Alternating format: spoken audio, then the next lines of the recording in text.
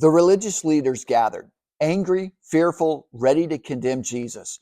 Reports about Jesus had stirred the religious leaders into a rage, jealousy, and hatred.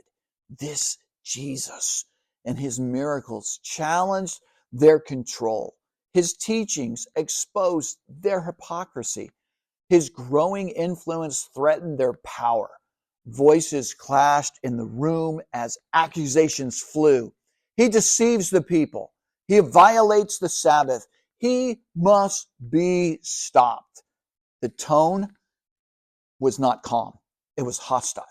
This was not a search for truth. It was not a search for answers. Jealousy had turned to hate, and hate has turned into finding a reason to kill him, to stop this threat to their power. Nicodemus sat among them, wearing the same robes, holding the same position of power.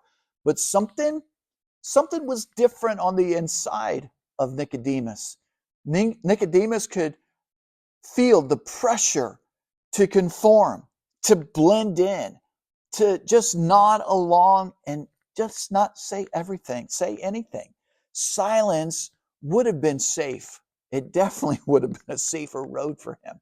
But something happened on the inside of him. Something had shifted to go back to where he was there.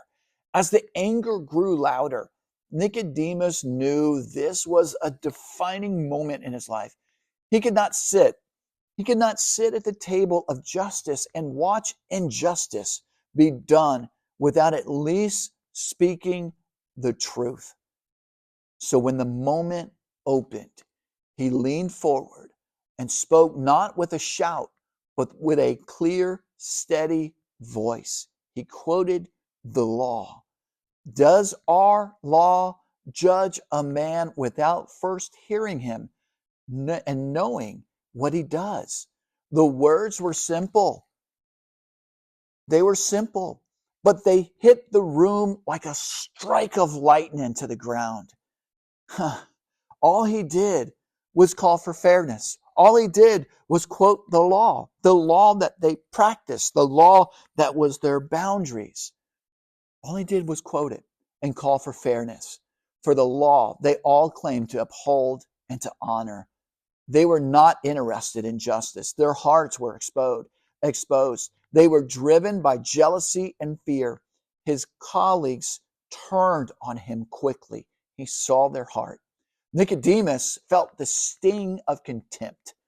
But the line for Nicodemus, it's already been crossed. That moment marked a shift from private belief to public risk. Nicodemus has been on a journey. He's been in the process of being worked on by the Holy Spirit. Calvary changed everything. Listen to this. The same city that once murmured in curiosity about Jesus now roared with cruelty as he hung on the cross.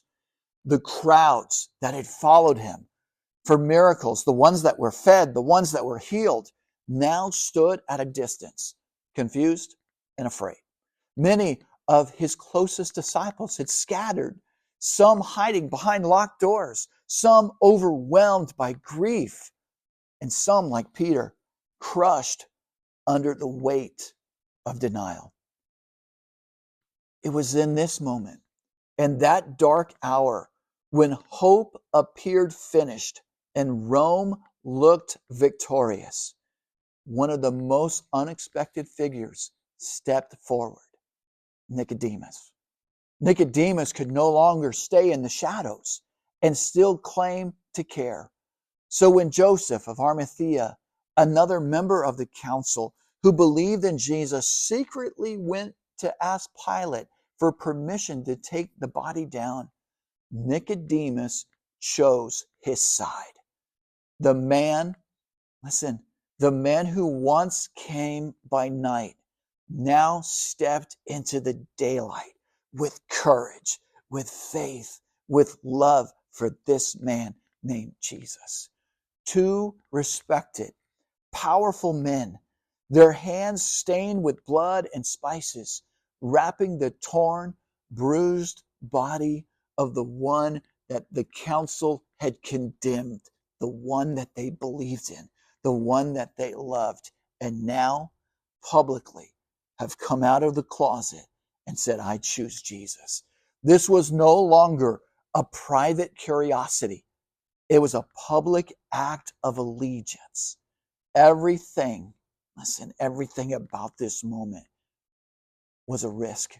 By identifying with Jesus in his death, Nicodemus was aligning himself with a condemned man in the eyes of Rome and a rejected Messiah in the eyes of his peers, his colleagues, the men that he had worked with and loved and talked with and walked with for so many years. His colleagues in the Sanhedrin would remember this. His reputation would bear the mark of this choice. His safety, his status, his future. He laid it all. Listen, he laid it all on the line. What began as a hidden conversation at night has grown into a bold confession in broad daylight. He was no longer just a secret seeker, cautiously studying Jesus from the shadows, studying Jesus and hearing about him from afar.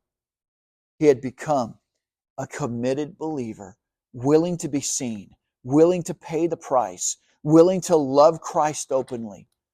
The man who once slipped through dark streets, afraid people might say, now stood in the open with nothing left to hide.